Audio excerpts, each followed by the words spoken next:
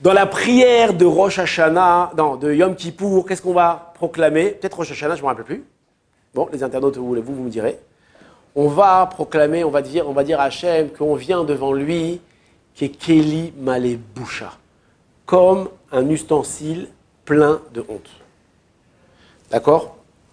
Qu'est-ce que ça signifie qu'on est un ustensile plein de honte? Pourquoi on ne dit pas devant Hachem, on dit on a honte Hachem? Non, on vient parler du Keli, d'un ustensile plein de honte. Qu'est-ce que ça signifie? Alors j'ai vu une très belle histoire, c'est une vraie histoire. Il y a environ 150 ans, il y avait une grande exposition, d'accord, d'inventeurs, de gens qui ont inventé des choses. Je crois que c'était lié avec l'exposition universelle, il y a environ 130 ans, avec l'histoire de la Tour Eiffel. Je crois que c'est la même époque, au même moment. Maintenant, il y a un monsieur, un ingénieur, d'accord, qui a inventé une armoire. Mais pas une armoire, d'accord, une armoire hyper ingénieuse. Quand tu l'ouvrais, donc il y avait des tiroirs, et les tiroirs cachaient d'autres tiroirs, et ça avait un système mécanique, des trucs incroyables. Il y avait des cachettes pour cacher les documents, pour mettre les diamants, pour mettre les bijoux, un truc incroyable. Tellement incroyable qu'il a gagné le prix, il a reçu la médaille d'or. Maintenant, l'objet, il fallait bien trouver un acheteur, ça lui a coûté du temps, maintenant il veut gagner de l'argent, ça. Il a réussi à le vendre à un homme très riche. Combien il l'a vendu? 8000 florins d'or. À l'époque, c'était une somme colossale. Et le bonhomme, il l'a acheté. Qu'est-ce qu'il mettait dedans? Il mettait donc ses bijoux, ses diamants, les billets de 500 €, d'accord, les documents derrière, etc. Il n'y avait pas des billets de 500 € à l'époque. Ouais, c'est ça que tu veux dire? Ouais. Et ainsi, comme ça, il a vécu, il était très content, cette belle armoire, très fier de sa armoire. Sauf le problème, c'est que le bonhomme, il a commencé à descendre, il a commencé presque à déposer le bilan, et il a fait faillite.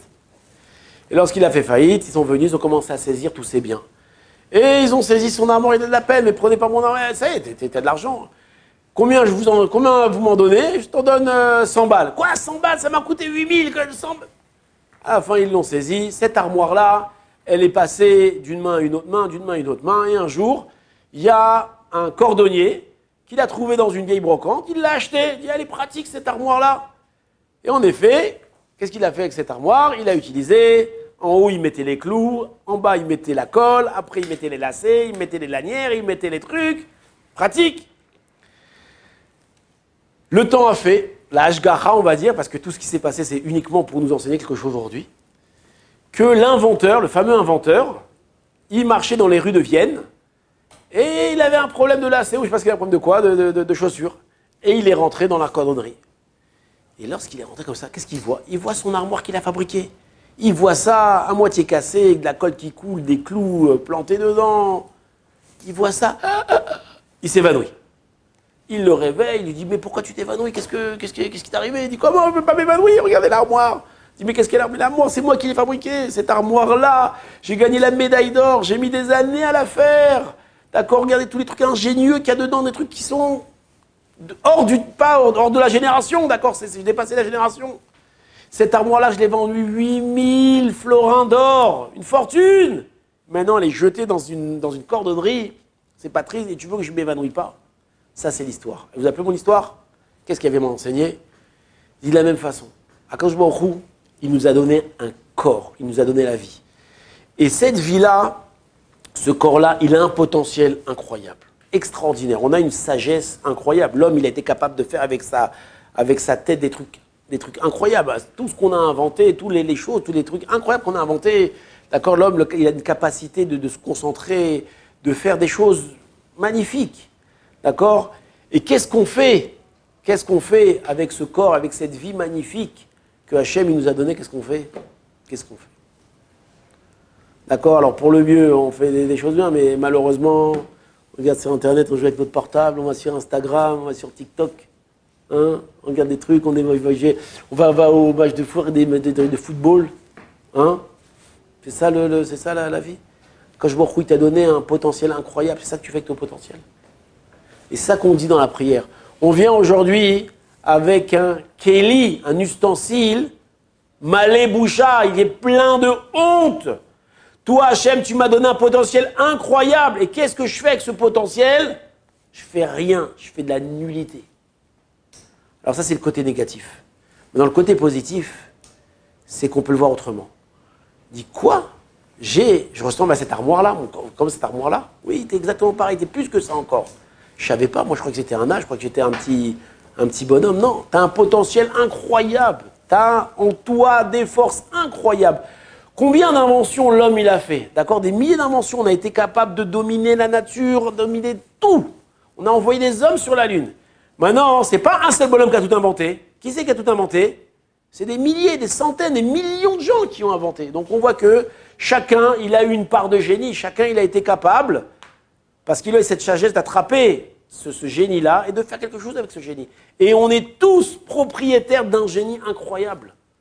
Le problème, c'est qu'on ne croit pas en soi. On croit qu'on est un petit naze, on croit qu'on est un petit jeune, qu'on est un incapable. Mais sache que tu as un potentiel incroyable, tu peux faire des choses extraordinaires, fantastiques. Tu peux aller sur la Lune, tu peux changer le monde. D'accord, un jeune homme, il vient à la yeshiva, il n'y arrive pas, il ne peut pas. Il dit, pourquoi tu n'y arrives pas? D'accord, des centaines, des milliers sont venus avant toi à la yeshiva. Ils se sont cassés la tête, ils ont mis la tête dans le livre et ils ont réussi. Tu as un potentiel incroyable. Et qu'est-ce qui se passe? Le Yetzara, il vient te dire, non, t'es un naze, t'es un nul, t'es un incapable, t'es un naze, t'es un nul, t'es un incapable, du matin au soir. C'est faux, il ne faut pas l'écouter. Chacun de nous a la possibilité d'arriver très, très, très, très loin. D'accord? Vous connaissez l'histoire du bus? Il y a un jour, il y a un bus, il est rentré dans un tunnel et il était trop grand. Un bus ou un camion, je crois que c'est un camion. Il est rentré dans un tunnel, il était trop grand et qu'est-ce qui s'est passé? Il est rentré dans le tunnel de force comme ça et le plafond, il a frotté comme ça et il s'est bloqué en plein milieu du tunnel. Les gens ne peuvent plus avancer, la police, les pompiers, les machins, ils ne savent pas comment faire. Comment on va retirer le camion? Terrible ou pas?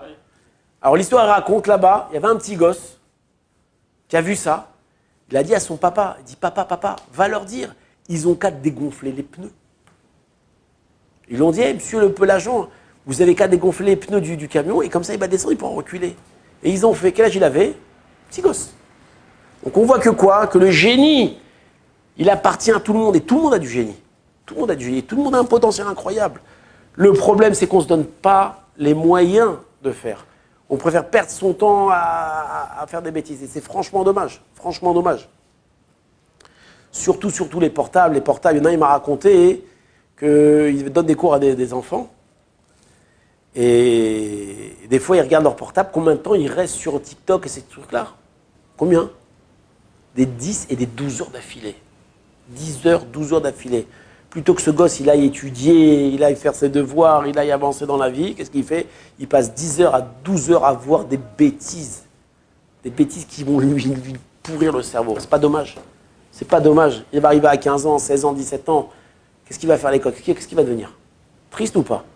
Avec un cerveau à moitié atteint. Tu as un potentiel incroyable. Tu peux arriver très très loin, très très haut. Des choses extraordinaires tu peux faire. C'est pas dommage de perdre ton temps. Tu es d'accord? Chazak ou Baruch. Shabbat Shalom.